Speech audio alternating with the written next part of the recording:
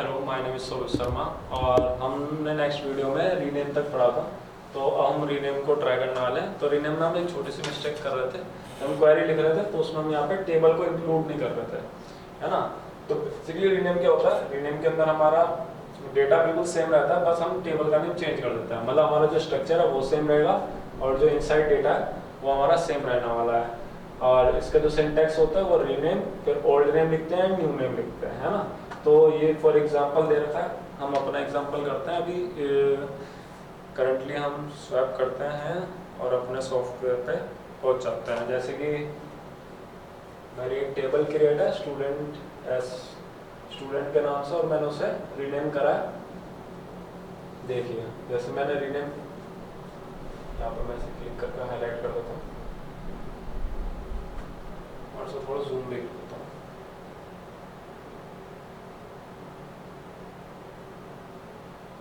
मेरे ख्याल से अच्छा से दिख रहा होगा। जैसे कि रीनेम टेबल, फिर ओल्ड नेम। ओल्ड नेम क्या था, स्टूडेंट इन्फो, है ना, टू स्टूडेंट बीसीए। तो जब आप इसे रीनेम कर दोगे उसके बाद आप यूज कर सकते हो फिर वही डेटाबेस। देन आप शो कराओगे टेबल, तो आपको टेबल क्या शो होगी, बीसीए के नाम से, ठीक है। तो इस तरीके से इस क्वेरी को रन करना होता है। मतलब आपको पहले रीनेम लिखना है, देन टेबल लिखना है, देन ओल्ड टेबल का नेम और जो आप नई टेबल का नाम देना चाहते हो वो। और उसे रीचेक करने के लिए आपको क्या करना पड़ेगा, शो टेबल, और टेबल से पहले आपको डेटाबेस चूज करना पड़ेगा, आप कौन सा डेटाबेस यूज कर रहे थे। तो मेरे ख्याल से रीनेम आपको क्लियर हो गया होगा। हम वापस चलते हैं अपनी वीडियो पे। एंड नेक्स्ट हमारी कमांड थी ऑल्टर। तो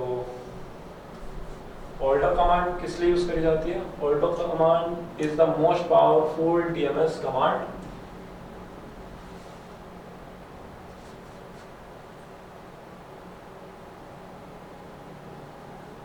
मोस्ट पावरफुल क्यों है? क्योंकि ऑल्टर का मतलब होता है कि आप इसके अंदर कोई चीज ऐड कर सकते हो, मॉडिफाई कर सकते हो, मतलब स्ट्रक्चर चेंज कर सकते हो, कुछ चीज ऐड ऑन कर सकते हो, स्कीमा चेंज कर सकते हो। स्कीमा मींस टेबल के अंदर जो आपने, जैसे मैंने डाला था, हम यूज कर रहे थे स्टूडेंट टेबल ना। स्टूडेंट टेबल के अंदर हमने क्या डाला था, एक तो आपने डाला था रोल नंबर और एक आपने डाला था नेम। अब मैं चाहूँ तो उसमें ऐड कर सकता हूँ एज। तो ये जो मुझे परमिशन देता है वो कौन देता है, ऑल्टर। ऑल्टर के अंदर आप 3 थिंग्स कर सकते हो, ऐड कर सकते हो न्यू कॉलम्स, मॉडिफाई कर सकते हो एग्जिस्टिंग कॉलम और ड्रॉप कर सकते हो। तीनों चीज की परमिशन आपको कौन देता है, ऑल्टर। तो ऑल्टर बहुत ज्यादा इंपॉर्टेंट है। अगर आपको डेटाबेस के अंदर कुछ चेंजेस करने हैं, मॉडिफिकेशन करना है और ड्रॉप करना है, तो उसके लिए आप यूज करते हो ऑल्टर कमांड, है ना। तो बेसिकली सपोज आपने एक टेबल क्रिएट कर ली है और आप फॉरगेट कर गए कि उसके अंदर डिपार्टमेंट का कॉलम होना चाहिए था, तो कोई इशू नहीं है, आप ऑल्टर ऐड कमांड का यूज कर सकते हैं। सेम चीज एक्चुअली क्या होता है, जब हम टेबल क्रिएट कर रहे होते हैं तो उस टाइम पे जो हमें नीड लगती है हम उसके अकॉर्डिंग डेटाबेस क्रिएशन स्टार्ट करते हैं ना। ईआर डायग्राम बनाया, उसके अकॉर्डिंग हमारे को वीक एंटिटी स्ट्रॉन्ग एंटिटीज मिले तो हम एक टेबल बनानी स्टार्ट करते हैं। बट एट द टाइम जब हम उस टेबल को क्रिएट कर लेते हैं तो कुछ हमें लगता है कि अच्छा ये चीज और ऐड ऑन हो जानी चाहिए थी। सपोज अभी मैं एक बीसीए का कोर्स बना रहा हूँ, मैं सोचता हूँ कि एक्स्ट्रा बच्चों की एक्टिविटी होनी चाहिए, उसके अंदर कुछ एक्स्ट्रा सर्टिफिकेट्स अगर वो ऐड ऑन कर सके। अब मेरा डेटाबेस तो बन चुका है, मेरी टेबल भी बन चुकी है, बट अब मैं चाहता हूँ कि वो चीज भी ऐड हो। तो उसके लिए मैं कमांड यूज करूंगा ऑल्टर, जो कि मेरे को डेटाबेस में परमिशन देता है कि वो एक एडिशनल न्यू कॉलम भी ऐड कर सकता है ना। और क्या, एग्जिस्टिंग डेटा में मॉडिफिकेशन भी कर सकता है, और क्या देता है, ड्रॉप कर सकता है कोई कॉलम। तो इसका भी सिंटैक्स सिंपलर होता है। अभी हम देखते हैं इसका कोई एग्जांपल कैसे यूज करना है। जैसे कि इसके अंदर एग्जांपल दिया, alter table employ modify name varchar. तो बेसिकली इसने वेरकर का साइज चेंज कर दिया, पहले वेरकर का साइज था 50, अब उसने कर दिया 100। तो इस तरीके से भी कर सकते हैं। अभी हम एक एग्जांपल देखते हैं, वापस हम अपने सॉफ्टवेयर पर आ जाते हैं।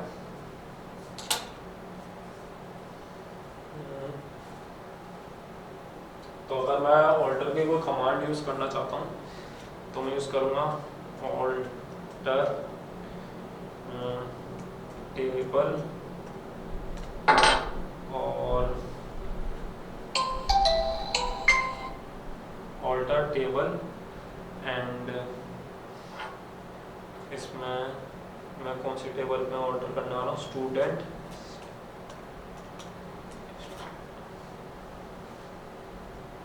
PCA, उसमें मैं ऐड करता हूँ एंड क्या ऐड करना चाहता हूँ मैं, सपोज एज ऐड करना चाहता हूँ जो किस टाइप की होगी, इंट टाइप की होगी।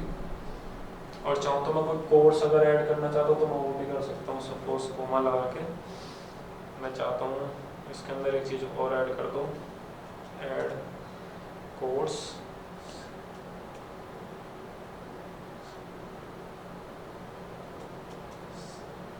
और कोर्स में मैं डाल देता हूँ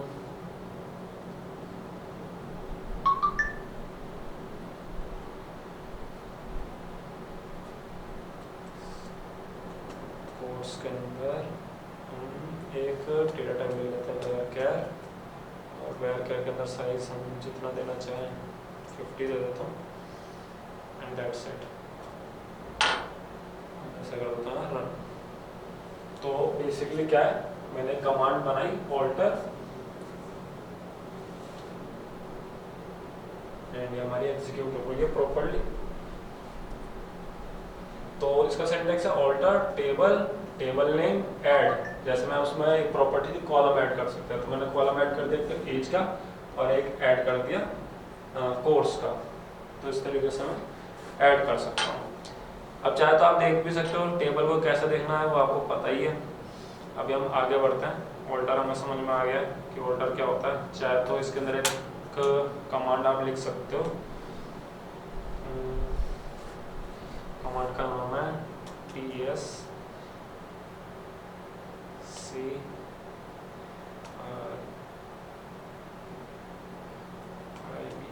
describe student S, describe student student PCA। इसको अगर हम रन करते हैं तो हमारे को जो हमने ऐड करा था ऑर्डर के थ्रू, पहले हमारे पास सिर्फ दो ही चीजें थी, नेम एंड रोल नंबर, है ना। पहले हमारे पास ये दो चीजें थी, नेम और रोल नंबर, है ना। अब क्या दो चीजें ऐड हो गई, एज और कोर्स, जो कि हमने ऑल्टर कमांड के थ्रू ऐड करी। क्लियर है। तो अब आप इसके मॉडिफाई कैसे करेंगे और इसके अंदर ड्रॉप कैसे करोगे, वो आपका टास्क है, वो आप देखिए और उसको ऐसे एग्जीक्यूट करने की कोशिश करिए, ठीक है। क्योंकि जब से खुद से नहीं ट्राई करेंगे जब तक आपको समझ में नहीं आएगा। तो मैंने एक कमांड आपको एग्जीक्यूट करके दिखा दी ऑल्टर की। ऑल्टर क्यों इंपॉर्टेंट है ये भी समझ में आ गया होगा। हम वापस आ जाते हैं अपने नेक्स्ट पॉइंट पे। नेक्स्ट है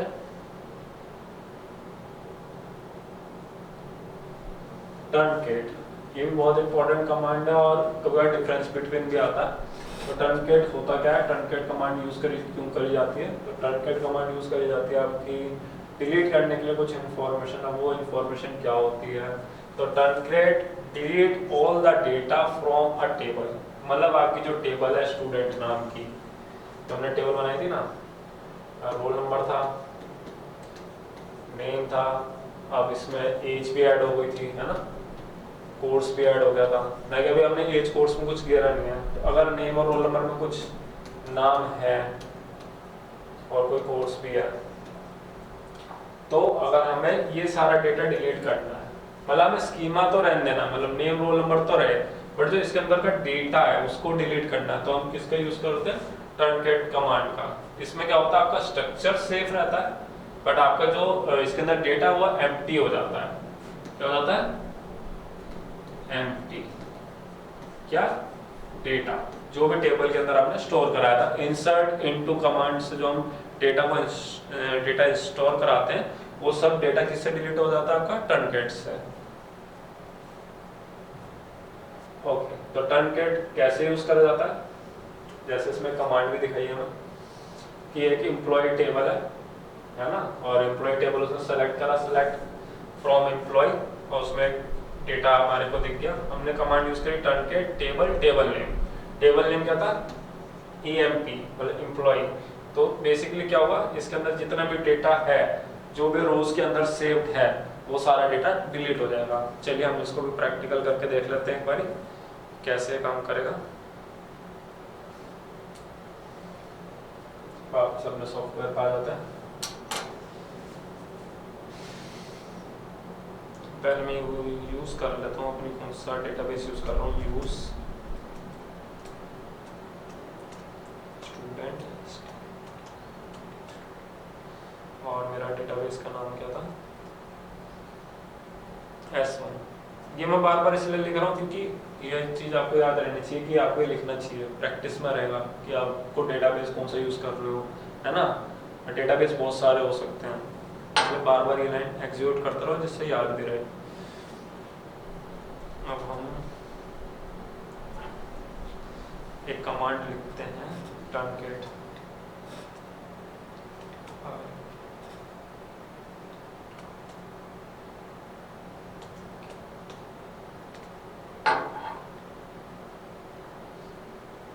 टर्नकेट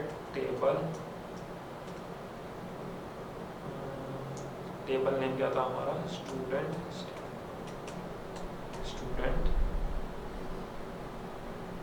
एस्ट्रिक BCA। अच्छा पहले ना एक चीज करते हैं, इसको हम कॉपी करते हैं। इस कमांड को रन करने से पहले समझ लेते हैं कि क्या चेंजेस होने वाले हैं।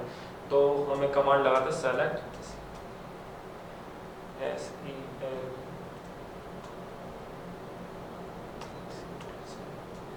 एस्ट्रिक फ्रॉम स्टूडेंट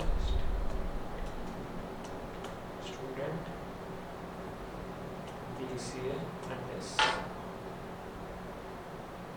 तो अभी मैंने इसलिए कमांड एग्जीक्यूट करी जिससे आपको पता चल जाए कि हमारा एक टेबल है जो कि क्रिएट हो रखी है पहले से ही, जिसके अंदर थोड़ा बहुत डेटा भी एंटर है। क्योंकि अगर मैं टर्नकेट कमांड चला देता तो हमें पता ही नहीं चलता। तो अभी पहले आउटपुट हमारा कुछ इस तरीके का दिख रहा है जिसके अंदर हमारा एज और कोर्स अभी नल है क्योंकि हमने उसमें भी कोई वैल्यू नहीं डाली है। बट जैसे ही मैं इसको कमांड को टर्नकेट कमांड एग्जीक्यूट करता हूँ और एग्जीक्यूट करने के बाद फिर वही कमांड चलाता हूँ सेलेक्ट वाली एंड उसको मैं रन करता हूँ। अब आप देखोगे अगर टर्नकेट वाली कमांड चला देते हैं तब क्या हुआ, हमारे जो टेबल के अंदर जितना भी डेटा था वो सारा का सारा डेटा डिलीट हो चुका है। तो बेसिकली जैसे मैंने टर्नकेट की कमांड यूज करी, टर्नकेट टेबल स्टूडेंट BCA, सिर्फ इतना ही लिखना है आपको, टर्नकेट लिखना है, टेबल लिखना है और टेबल का नाम देना है। देन फिर मैंने क्या करा, सेलेक्ट एस्ट्रिक फ्रॉम जो भी आप टेबल देखना चाहते हो। अब उसमें क्या रहेगा, मेरे स्ट्रक्चर तो है अगर आप देखोगे रो है ना, बट मेरा जो डेटा है वो सारा का सारा क्या हो चुका है, डिलीट। तो उसके लिए हम यूज करते हैं टर्नकेट कमांड का इस्तेमाल करते हैं। तो अब टर्नकेट कमांड का हमें यूज करने आ चुकी है। नेक्स्ट कमांड पे चलते हैं। नेक्स्ट कमांड है ड्रॉप। अब ड्रॉप कमांड हमारी 5वीं कमांड है और लास्ट कमांड है। तो ड्रॉप कमांड करती क्या है, drop command is remove the entire table. उसके अंदर क्या था, डेटा को रिमूव करना, बट ड्रॉप का काम क्या है, एंटायर टेबल को रिमूव कर देना। एंटायर टेबल मतलब not just a data, data नहीं केवल उसका स्ट्रक्चर भी, ऑल्सो अ स्ट्रक्चर। जब हमें टर्नकेट यूज करना है मीन्स हम स्ट्रक्चर सेव रखना चाहते हैं, डेटा हटाना चाहते हैं। बट अगर हम ड्रॉप यूज कर रहे हैं दैट्स मीन्स हम स्ट्रक्चर भी हटाना चाहते हैं, मतलब एक तरीके से टेबल ही रिमूव करना चाहते हैं। मैं चाहता ही नहीं कि मेरे पास स्टूडेंट BCA ना कि कोई टेबल रहे, मतलब स्ट्रक्चर ही ना रहे। तो मुझे कौन सी कमांड यूज करनी पड़ेगी, drop. This table simply stop existing, मतलब आपकी टेबल एग्जिस्ट ही नहीं करेगी डेटाबेस के अंदर। अब इसकी कमांड सिंपल है, सिंटेक्स ड्रॉप टेबल एम्प्लॉय, मतलब सिंपल इसका सिंटेक्स है, ड्रॉप करो फिर आपको बता देना है टेबल कौन सा नेम है और वो एग्जीक्यूट हो जाएगी। उसके बाद क्या होगा, वो टेबल ही वहां से एग्जिस्ट कर जाएगी। चलिए इसे करके देखते हैं।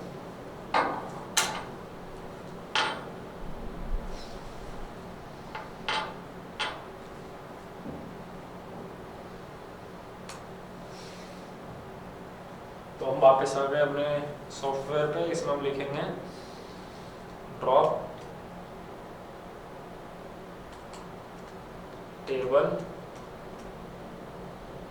स्टूडेंट BCA एंड हम इसे कर देंगे एग्जीक्यूट। तो ये भी हमारी एग्जीक्यूट हो चुकी है ना। अब जब ये एग्जीक्यूट हो चुकी है तो हमें कैसे पता चलेगा ये टेबल है नहीं है? तो टेबल चेक करने के लिए हम क्या लिखते थे, हम वो भी लाइन लिख सकते हैं। अभी फिलहाल मैं एक काम भी कर सकता हूँ, अगर टेबल ड्रॉप हो सकती है तो क्या डेटाबेस भी ड्रॉप हो सकता है? हाँ बिल्कुल हो सकता है। तो उसके लिए भी सेम कमांड रहेगी, drop space data base space student और मेरा डेटाबेस का नाम, मैं इसे भी एग्जीक्यूट कर देता हूँ। तो इस तरीके से मेरा डेटाबेस भी ड्रॉप हो सकता है, ड्रॉप डेटाबेस।